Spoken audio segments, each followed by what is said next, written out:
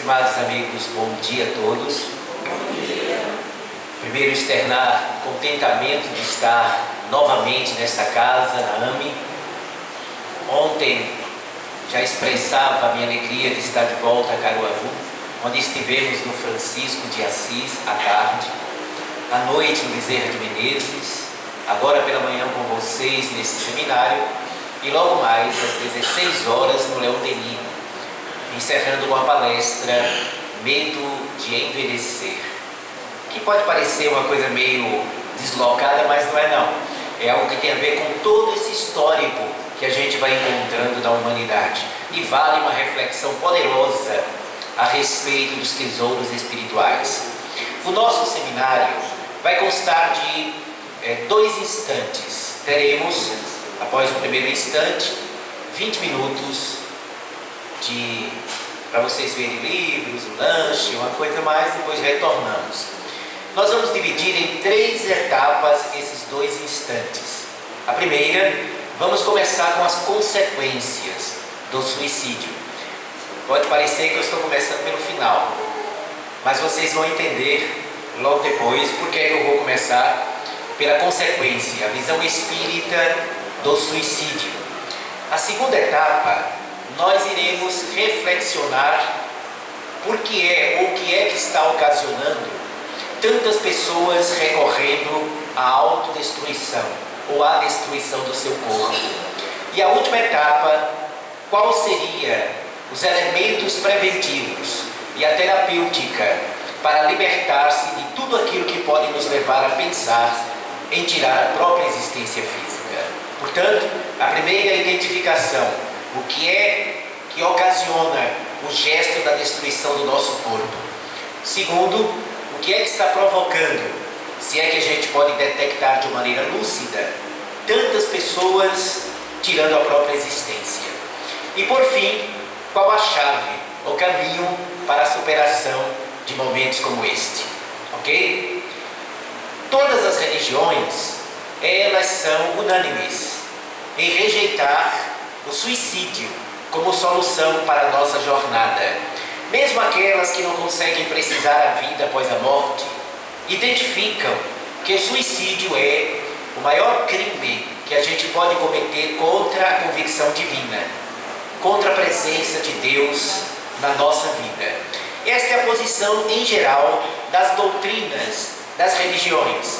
O Espiritismo, porque nos apresenta efetivamente o que é que acontece com a criatura depois da morte, ao especificar que nós somos espíritos imortais e não o corpo que nós estamos utilizando, ao delinear de maneira precisa que a vida depois da sepultura, ela prossegue eminentemente como ela terminou aqui na Terra, que os indivíduos, eles prosseguem depois da morte sendo o que eles são, com todas as características positivas e negativas que eles apresentam. Que da maneira como a gente parte da Terra, nós chegamos da realidade espiritual, sem alterar substancialmente aquilo que nós somos no nosso mundo emocional, no nosso mundo psicológico, na nossa existência moral. O Espiritismo vai além. Quando Allan Kardec perguntou aos seres invisíveis, que movimentavam as mesas que giravam e que utilizavam as mãos daquelas adolescentes, ele fez uma pergunta com um certo toque de objetividade, mas também de poesia. E a resposta dada pelos espíritos foi uma resposta também extremamente poética, embora de maneira contundente e também objetiva. Kardec assim perguntou àqueles seres invisíveis no século XIX: quem são vocês? E eles responderam: nós somos as almas dos homens que viveram na Terra. Essa expressão e esta resposta, ela pincela de uma maneira muito lúcida muita coisa que o Espiritismo especifica sobre a vida após a morte. Ao dizer que eles são as almas dos homens que viveram na Terra, deixaram muito claro para o codificador do Espiritismo que os espíritos não são nem seres mágicos, nem seres diabólicos. Somos nós, desvestidos desprovidos da roupagem física. Ao mesmo tempo, identificam que aqueles que nos cercam de maneira invisível a vida da carne são individualidades com as mesmas imperfeições que os caracterizava aqui no planeta. Então, Allan Kardec de alguma maneira recordou a Bíblia, quando o texto da Bíblia Sagrada nos diz: não acrediteis em todos os espíritos, mas verificai se os espíritos são de Deus. Ora, todo espírito é de Deus. Só Deus cria as almas. No entanto, o sentido metafórico da expressão significa dizer se aquele ser invisível, aquela individualidade que está exercendo algum tipo de influência sobre a pessoa ou se comunicando, é alguém, é um espírito que está em harmonia com as leis morais da vida. Se é um espírito que está equilibrado perante o desejo do alto, ou se é uma individualidade tão perturbada como são as inúmeras individualidades que vestem o corpo físico. Allan Kardec fez outra pergunta que é sintomática. Ele assim indagou: os espíritos interferem em nossa vida? A resposta: sim. Frequentemente são eles que vos dirigem, que nós poderíamos indicar para o bem ou para o mal, de conformidade com as características morais que estes espíritos possuem. E estes espíritos indicam o bem ou o mal de acordo com a sintonia, o elo de ligação que nós estabelecemos com eles, a partir do que é a nossa vida interior, do que é a nossa vida mental, do que é a nossa vida moral. Nós sabemos que grande parte da humanidade, a grande maioria da humanidade, não está ou não se encontra ainda em um estágio espiritual elevado.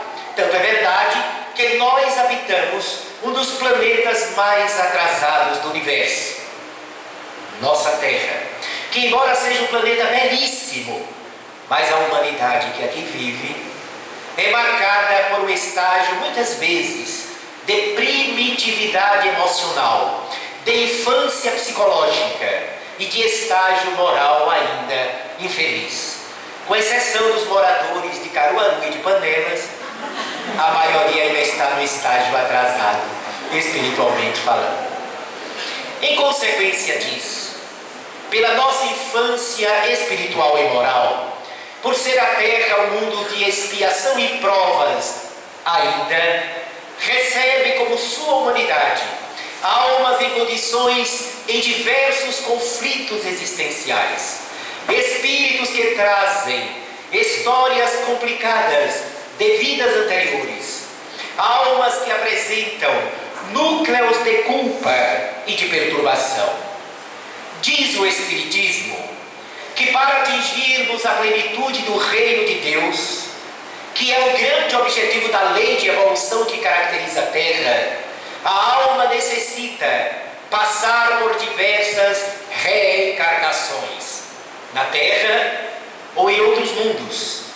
É a reencarnação a chave para que a alma saia dos escuros estágios da perturbação interior para a grandeza da glória estelar, caminho e direção de todos nós. Nós somos pérolas envolvidas numa série de miasmas e de problemas que o nosso livre-arbítrio permitiu que cobrisse o brilho dos valores mais profundos que nós carregamos. Ontem nós dizíamos, na palestra que realizávamos no Bezerra de Menezes, a respeito disso, que o nosso olhar sobre a nossa vida precisa ganhar outros contornos, para que a gente possa vencer as nossas tendências infelizes e alcançarmos uma autoconfiança a partir da consciência de que nós somos joias divinas. Mas a gente não consegue se ver como esta joia divina. A gente pode fazer alguns ensaios. Por exemplo, como nesse instante, que vocês estão com os olhos fixos em mim, olhando para mim. Aproveitem. Uma das pérolas mais lindas de Deus. E isso é falta de caridade, viu? Execração pública. Muito bem. reflexão que eu estou colocando, que é na verdade o que vocês são também, é uma reflexão importante para a gente entender que quando Deus estatuiu a reencarnação como sendo a chave para nos levar a alcançar o objetivo da lei do progresso, que caracteriza toda a existência, lá está no livro dos Espíritos, do átomo ao arcanjo, que por sua vez já foi átomo. Tudo progride no universo, os seres, os indivíduos, os reinos da natureza, os mundos. A lei do progresso marca a criação divina. E o grande estímulo da lei do progresso para as almas é voltar aos cenários aonde nós, por imprevidência, por incúria, por imaturidade, cometemos deslizes, violentamos o equilíbrio da lei, porque violentamos, na verdade, o nosso universo de consciência. Mas Allan Kardec perguntou no livro dos Espíritos, aonde está inscrita a lei de Deus? E qual foi a resposta? Na consciência. Então, quando nós dizemos que violentamos a lei de Deus, estamos dizendo que nos auto-violentamos, agredimos a lei de Deus que está inscrita em nós. Todas as nossas atitudes contrárias a esta lei vai exigir da própria sabedoria da lei para que ela não nos condene para sempre o refazimento. Daí está a bênção da reencarnação. Reencarnação não é punição, é lei reeducativa. A reencarnação é justiça, é verdade, é justiça, porque nós voltamos aonde nós falhamos para refazer, desatar o nó que nós estabelecemos através do livre-arbítrio. No entanto, essa justiça divina, ela vai precisar ser regida por uma força maior, a lei de amor.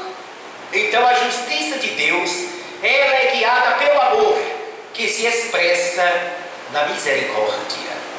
Então, até a reencarnação, a gente precisa ter um olhar mais generoso sobre ela. Se ela nos devolve aquilo que nós lançamos sobre a vida, também é verdade que ela, a reencarnação, nos possibilita oportunidades maravilhosas de reerguimento no mundo íntimo, proporcionando que a gente deixe o passado para trás e avance para a luz do amanhã. Esta é a oportunidade de todos nós.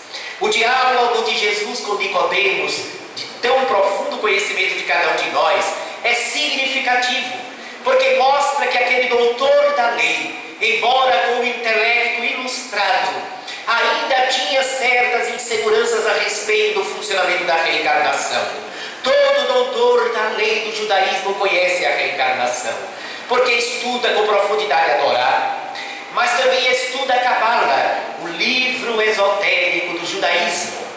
E portanto, quando Nicodemos pergunta a Jesus como fazer para alcançar a plenitude do reino de Deus, que o mestre lhe diz necessário é nascer de novo, Nicodemos, para atestar como ele acreditava que Jesus era o Messias, para confirmar que a reencarnação era um fato, volta a fazer uma colocação quase que ingênua: mas Senhor, como posso eu já velho ficar de novo pequenino, eu que já tenho barbas brancas, e entrar novamente no ventre de minha mãe? Jesus olhou para Nicodemos, e parece que eu estou vendo. Ele olhou para Nicodemos, fez um azinho assim, disse: para cima de mim, Nicodemos.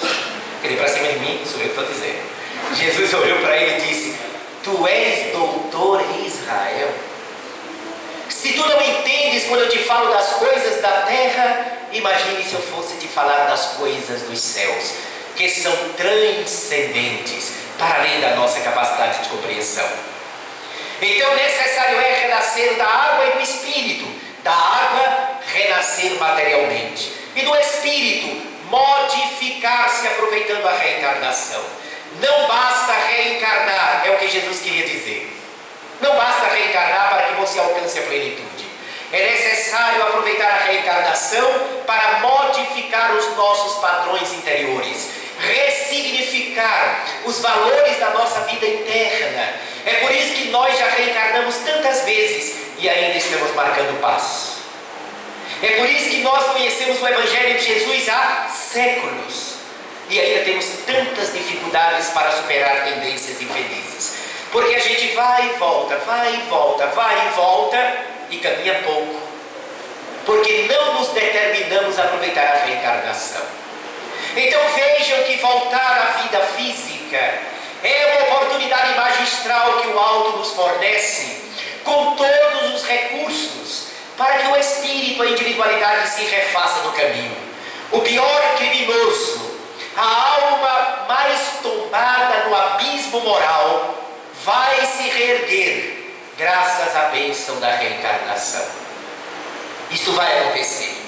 Só que uns se reerguem mais rapidamente e outros mais lentamente. André Luiz, que desdobrou a codificação espírita na sua coleção, nos mostra ou nos dá uma nesga profunda e bela sobre a beleza da reencarnação e as energias que são mobilizadas pelos espíritos benfeitores para que a gente volte à Terra. Gente, não é fácil reencarnar. Muita gente pode pensar assim: basta o espírito querer e volta. Não é assim. Não basta você encontrar um casal entusiasmado e aí você encosta para reencarnar. O processo é muito mais complexo do que a gente imagina.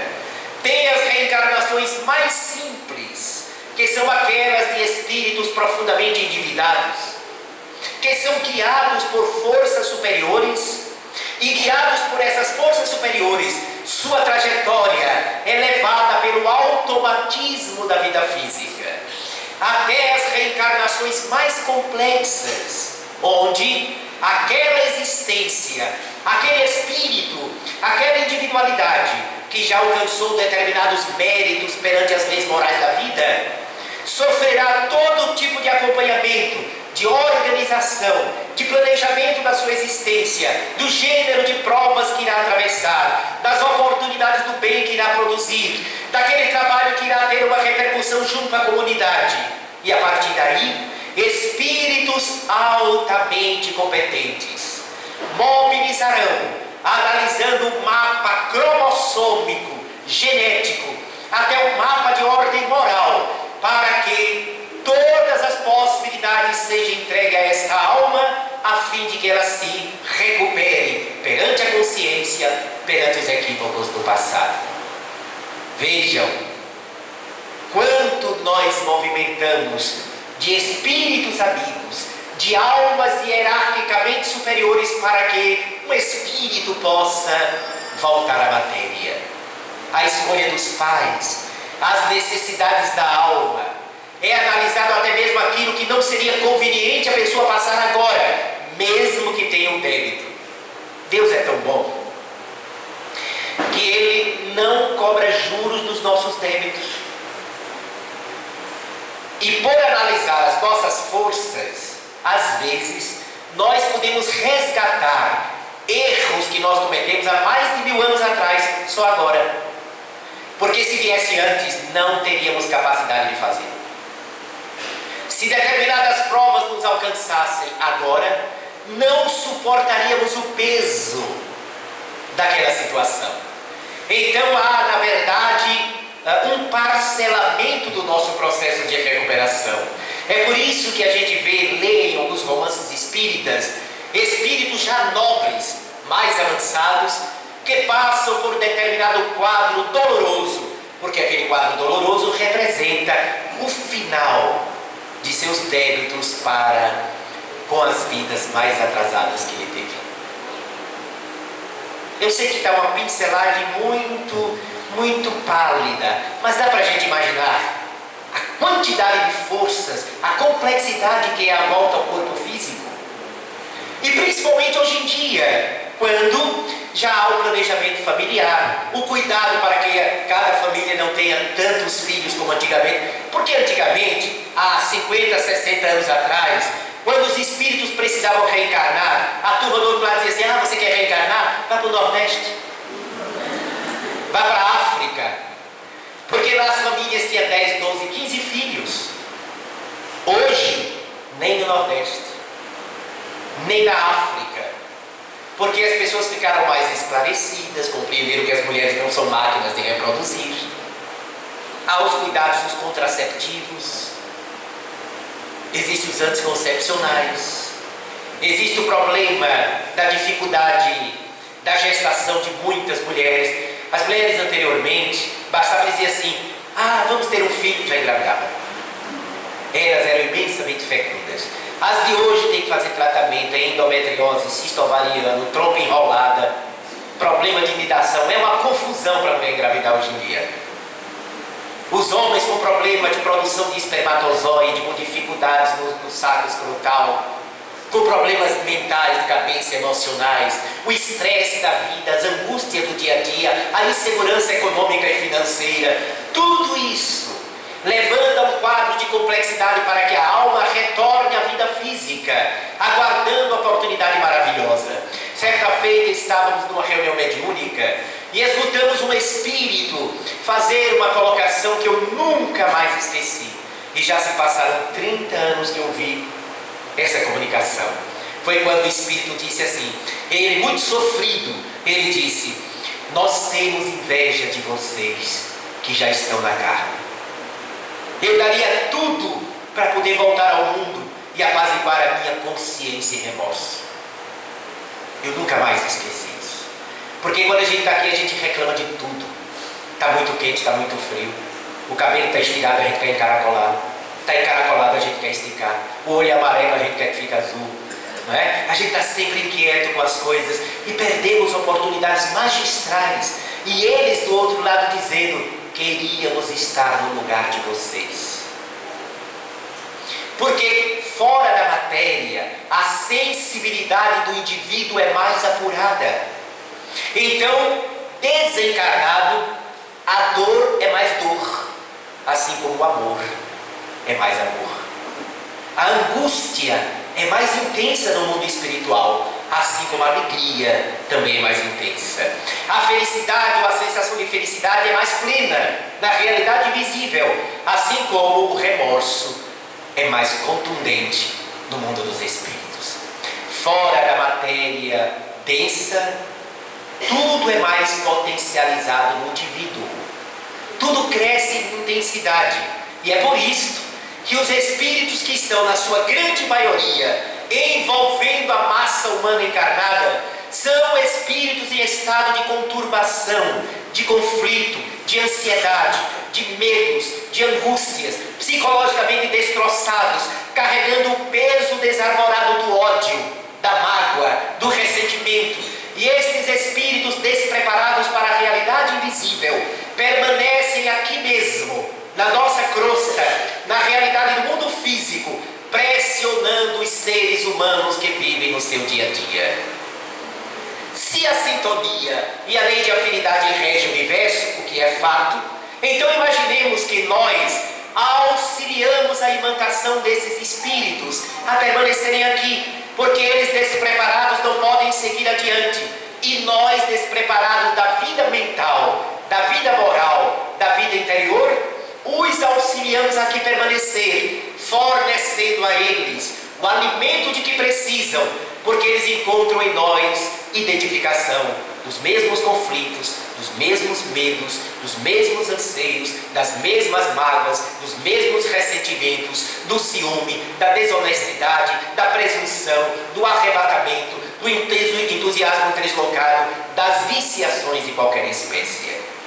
Então vocês vejam que há uma retroalimentação, uma alimentação mútua. Eles alimentam em nós os mesmos conflitos que carregamos, e nós alimentamos neles os conflitos que eles carregaram ao desencarnar. Então, se é tão complexo e difícil a nossa reencarnação, vamos então avaliar o seguinte: se nós voltamos à Terra, é porque o alto, a divindade, através dos seus mensageiros, organizou e preparou a nossa volta. Ninguém está aqui aleatoriamente. Tudo foi adredemente preparado e organizado organizado, mesmo que um de nós aqui não tenha participado da organização de sua volta, porque não teve mérito. Se tem o mínimo de mérito, a gente pode até dar palpite, fazer solicitações, pedir, e de acordo com o mérito que a alma possui, ele será um partícipe da organização da sua futura reencarnação. Outros não podem. E ainda que a gente não tenha participado, é uma bênção voltar à Terra, para poder continuar a nossa trajetória. E quando a gente vem com um período organizado para a nossa etapa de vida.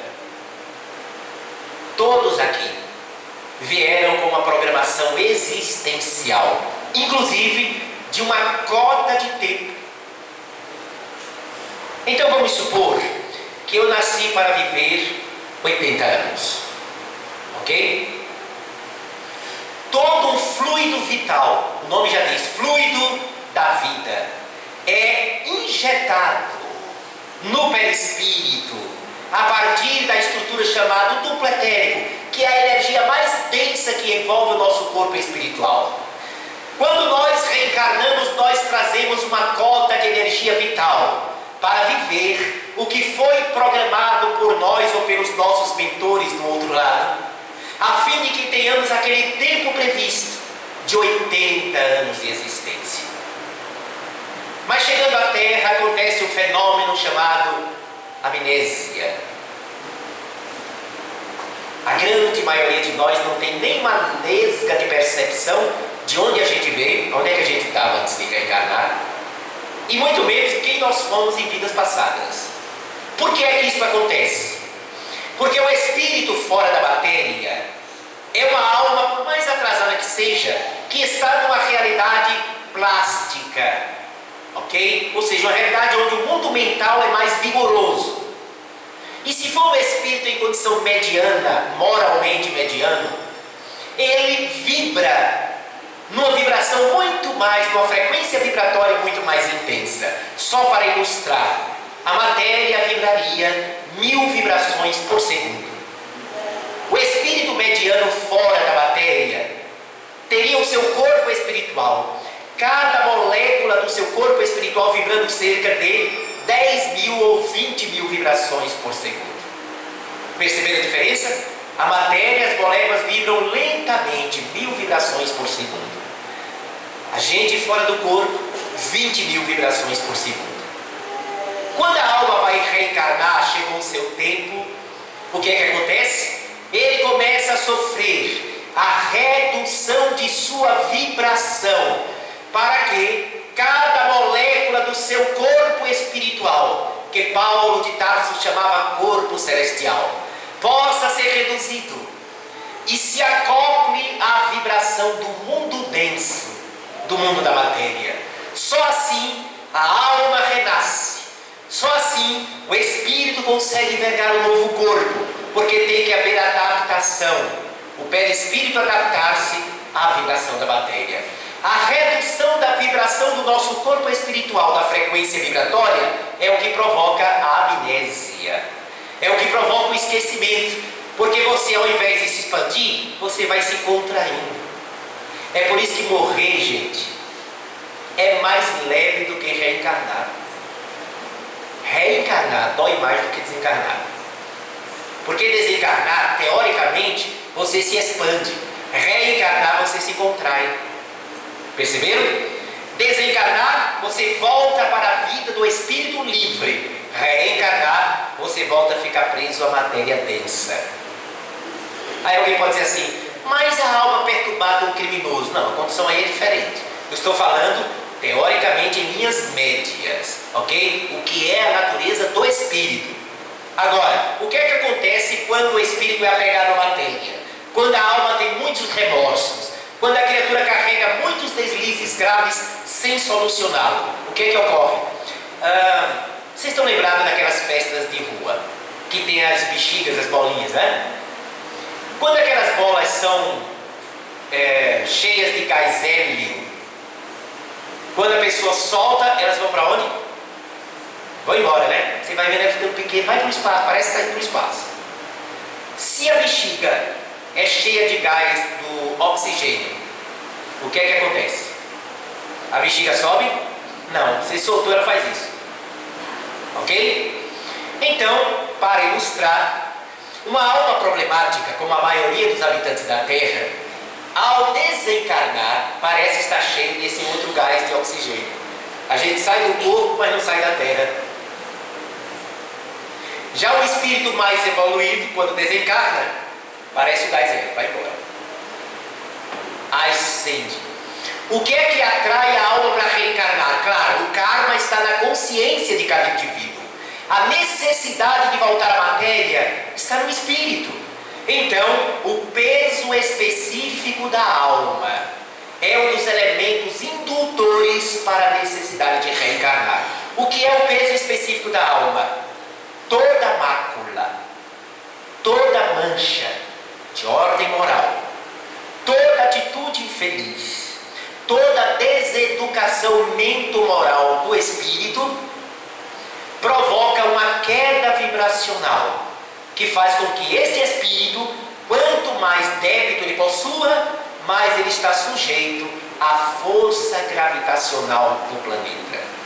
É por isso que ele não ascende, ele fica mais ou menos nas esferas próximas à Terra. Isso está colocado de maneira muito bela e precisa pelo filósofo Leon Denis, nas suas obras magistrais, O Problema do Ser, do Destino e da Dor, Depois da Morte e No Indizível, quando o grande Leon Denis, ele estuda criteriosamente o corpo espiritual com a relação com a nossa vida moral. Pois bem, voltando ao nosso reencarne, eu vim com 80 anos para viver 80 anos na Terra. A necessidade era para viver 200 anos, face aos problemas que eu trago. Mas como não dá para viver 200 anos na Terra, vim para 80 anos. E aqui, com amnésia, sem me lembrar, recordar dos dramas que carrego, e alguém já pode pensar assim: então o que vai valer você voltar sem saber o que tem que pagar? Não é verdade? Alguém já poderia encarar isso. Mas a doutrina espírita também explica o problema. Nós somos ainda tão frágeis que nós não temos estrutura, na nossa grande maioria, de encarar os graves erros cometidos no ontem. Não teríamos, ficaríamos vivendo deprimidos de uma maneira terrível. Se hoje, quando a gente machuca alguém, a gente às vezes tem dificuldade de encarar o remorso, imagine você recordar os graves problemas de 200, 300 anos atrás. Em sua misericórdia, a amnésia é uma benção. Porque a gente vai começar a escrever uma nova página. A gente carrega sim tendência, intuições, uma voz interior que é a voz da consciência, dizendo para onde devemos caminhar. Não se faz necessário saber que eu machuquei fulano ou cicrano. Se faz necessário eu entender a lei de amor que está no Evangelho. Se faz necessário, por exemplo, eu compreender que eu não devo fazer ao outro o que eu não gostaria que o outro a mim fizesse. É por isso que Jesus colocou que o amor cobre a multidão de pecados. Eu não preciso lembrar que eu machuquei alguém. Eu preciso crer que eu posso amar alguém. Eu não preciso ficar preso no passado delituoso. Eu preciso compreender que o bem que eu produzo agora vai apagar a mácula do passado problemático. Então, todos nós, ao trazer impresso na consciência a lei de Deus, já trazemos os estímulos de como devemos agir na vida.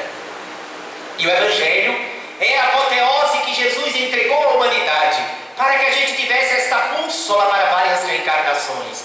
Se nós procedermos na vida conforme a proposta da Boa Nova, nós venceremos a nós mesmos e iremos ficar livres do nosso processo de evolução tormentosa. Pois bem, voltei. E aqui Fred, com todas as fragilidades, termino por ficar oprimido, deprimido por algum motivo, que nós vamos tratar isso na segunda etapa da nossa abordagem. E desesperado, descrente de mim mesmo, não apenas de Deus. Eu posso vir a cometer um ato insano, o ato de tirar a minha própria existência. Vamos supor que eu o faça com 50 anos de idade. Quantos anos eu tinha que viver? 80. Então, eu fiquei em débito de quanto? 30 anos. Gente, 30 anos de energia vital que eu desperdicei de oportunidade. Então, o que é que acontece? A pessoa que tira a sua existência, no quadro geral, claro que cada caso é um caso, e sempre a lei misericordiosa de Deus pesa mérito e demérito, mas em geral, quando a alma se expulsa do corpo, ela não rompe, em definitivo, sua ligação com aquele organismo. Até porque havia uma reserva de mais 30 anos de fluido vital entre o meu psiquismo, o meu corpo espiritual e o corpo que eu estou desprezando ao tirar a própria vida. O que é que isso irá acarretar de imediato? A imantação natural, a repercussão natural da ligação do espírito que se matou o corpo, mas que não se livrou da matéria. Morrer, todos nós iremos passar pela experiência. O problema não é morrer, é desencarnar. Morrer é quando cessa o fluido vital. Desencarnar é desligar-nos das sensações físicas, desligar-nos ou descondicionar a nossa mente da matéria densa. Mesmo espíritos que desencarnam naturalmente, despreparados mental, emocionalmente, muitas vezes permanecem vinculados à matéria, à sensação material, não exatamente ao cadáver, a sensação material, não conseguindo se desligar das impressões físicas. Aí ele continua sentindo necessidades fisiológicas, sente fome, sente sede, sente vontade de excretar por urina, por fezes, sente cansaço físico, atonia, catatonia, cansaço, abatimento, depressão e tudo mais.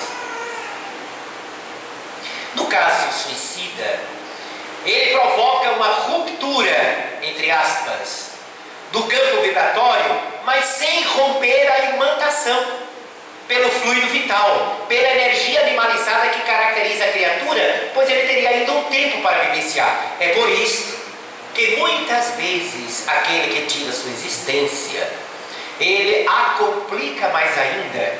Primeiro, porque permanece vinculado em geral ao corpo cadaverizado, até a dissolução daqueles 30 anos que ele ainda teria. É por isso que há muitos depoimentos graves e dolorosos. Vocês me perdoem, porque eu sei que esta parte ela causa impressões amargas. Mas é apenas para que a gente, se alguém aqui não tinha ainda conhecimento desse fato, entenda a gravidade do ato. Ficou muito ruim isso? Vocês não estão se sentindo muito pesado, não? Por favor, alivie minha consciência agora. Posso continuar nessa linha de raciocínio? Quem concorda, levante a mão, por favor.